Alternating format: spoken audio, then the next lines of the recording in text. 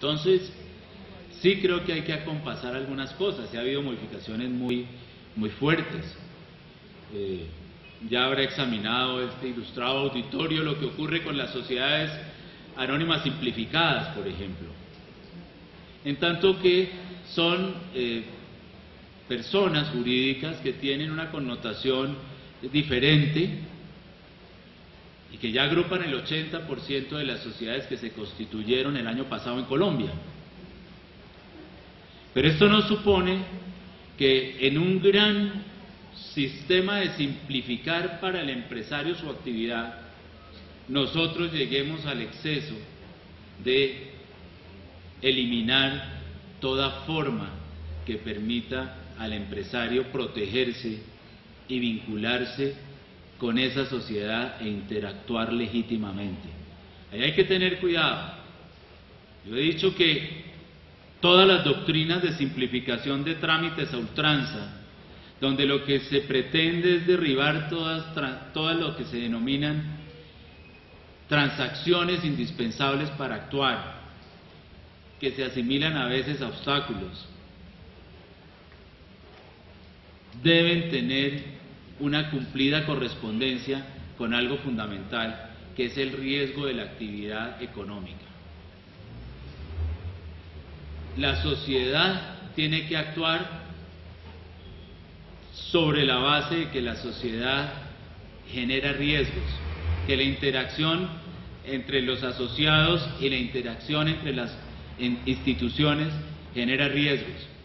Y esos riesgos tienen que tener toda la información que proviene precisamente de algunas de esas transacciones indispensables para cuidar el riesgo. La crisis financiera, la crisis mundial financiera, la última crisis, la que vivieron ustedes, porque quizás a algunos no les tocó la del 85, que fue la última, saben bien que provino de la desregulación a ultranza. Los amigos nuestros de Estados Unidos, los amigos nuestros de Europa, especialmente los españoles, nos venían diciendo desde hace 10 años, hay una burbuja especulativa, hay una burbuja financiera, aquí se está gestando, pero todos ganaban y no había forma de medirlo. No había forma de medirlo y en consecuencia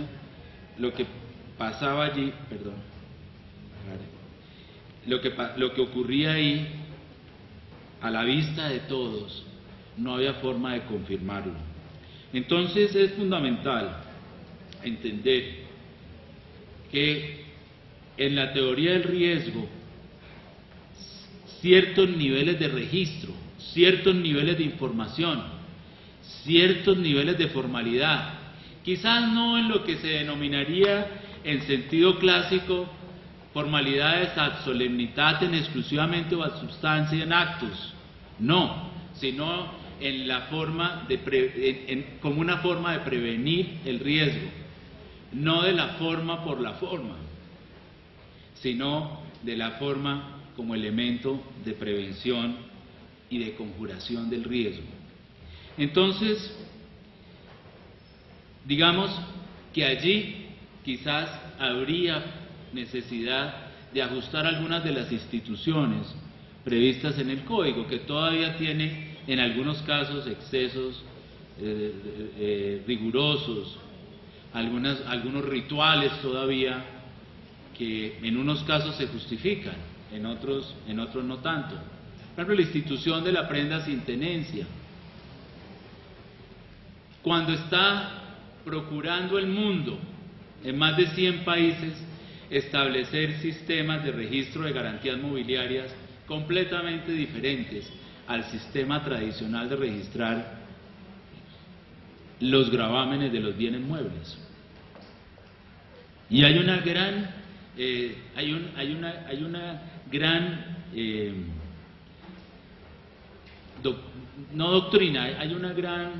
un gran movimiento, para ponerlo en términos sociales, no en términos estrictamente jurídicos, un gran movimiento alrededor de buscar que el empresario tenga acceso al crédito y a un crédito que se moviliza más fácilmente desde la perspectiva de poder llevar a entregar como garantías bienes muebles que tradicionalmente no han sido considerados como tales cuando se miran en su conjunto. Intangibles, por ejemplo, como cuentas por cobrar, reputadas como bienes muebles y sujetos de garantía y sujetos de crédito en consecuencia dentro de este nuevo movimiento. Inventarios en su sentido genérico, de materias primas, de productos en proceso, de productos finales, de productos en proceso de distribución antes de llegar al cliente final. Ese es un universo muy seductor para movilizar el crédito, que hasta antes de que el producto se transfiera en su propiedad al adquirente, pueda ser sujeto de crédito en una universalidad, a la manera de universalidades en las que estamos familiarizados, que son, por ejemplo, los establecimientos de comercio, aquí con inventarios. Y así sucesivamente, la maquinaria industrial, adscrita a la actividad industrial, sin despojar de la tenencia a quien la otorga, que la entrega, equipos de oficina, bienes móviles, parque automotor, en fin, hay un mundo que se abre en donde efectivamente el código deberá buscar adaptaciones. Creo que es importante en el régimen de insolvencia, creo que es importante en el régimen de insolvencia, todavía riguroso, todavía acartonado. Hay que hacerlo más dúctil, hacerlo más flexible, que efectivamente prevenga la desaparición del deudor, del empresario deudor, y no simplemente el pago de las acreencias, que lo que es importante es que ese empresario, en tanto sujeto de bienestar y de riqueza, se persevere, que ese es el concepto que hace que el empresario tenga que tener una connotación diferente y un tratamiento diferenciado en la ley. Ahí de pronto hay que pensar en introducir algunas cosas. En términos, por ejemplo, de propiedad intelectual, de propiedad industrial, creo que hay que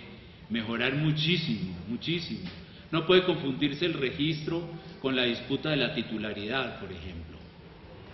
Para el registro estamos bien las cámaras de comercio, para la disputa de la titularidad,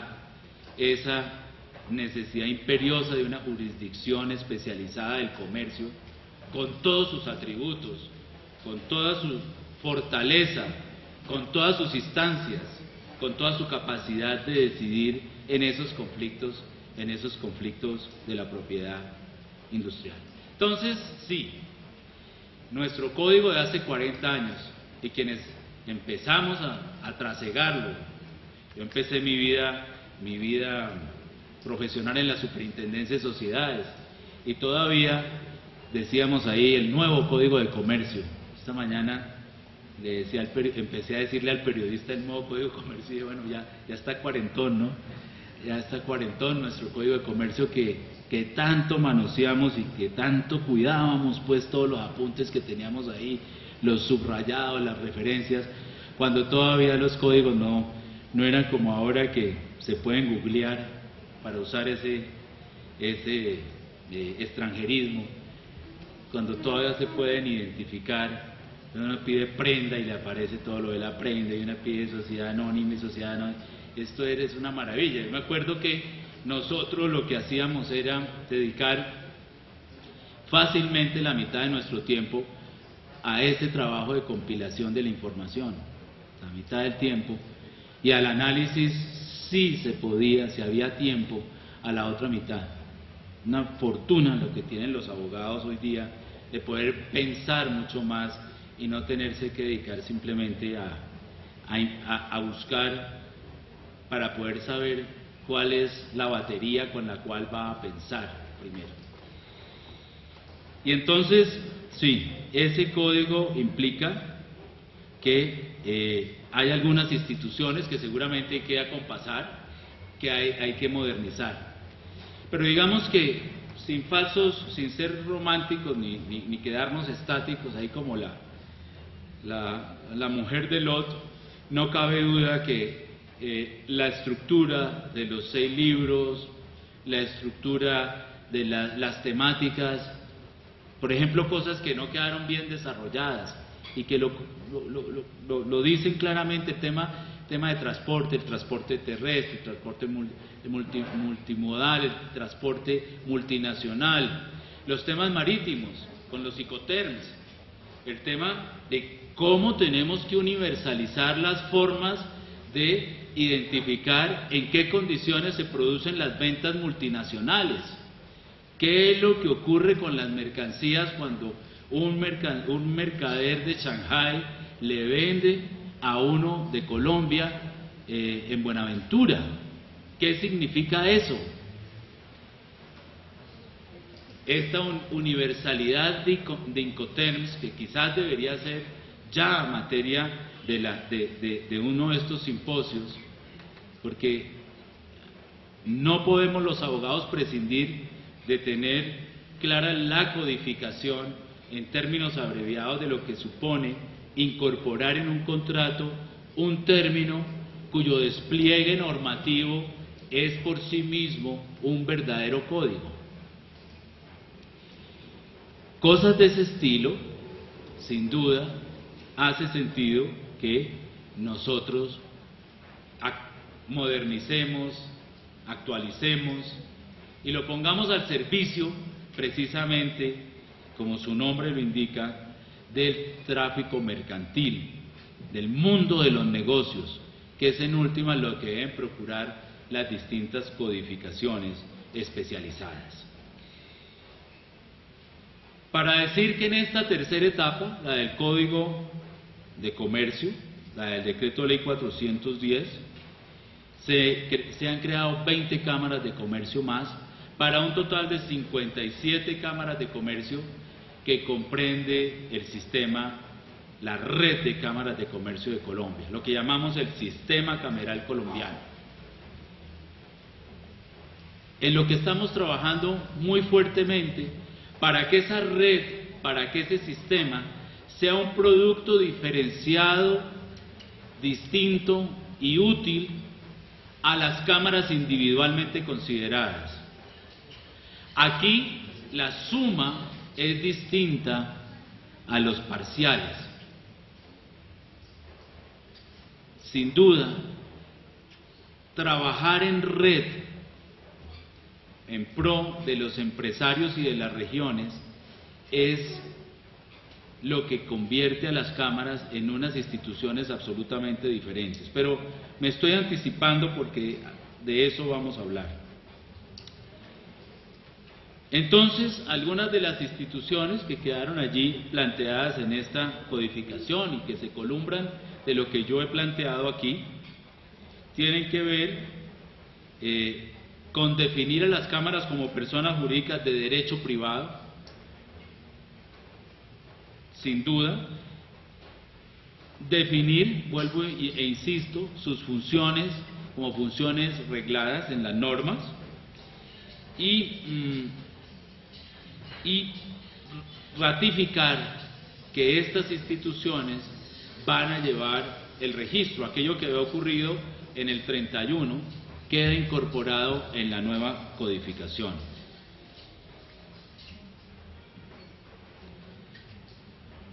Entonces, veamos qué ha producido esto. Porque vuelvo e insisto en que lo importante es no incurrir en esa condición física de que la naturaleza aborrece el vacío. Nosotros tenemos que tener claro, y a mí me preocupa, y lo he mencionado a mis colegas y a los líderes del sistema cameral, que a veces no se entiende bien esto de las cámaras de comercio, que cada quien tiene una visión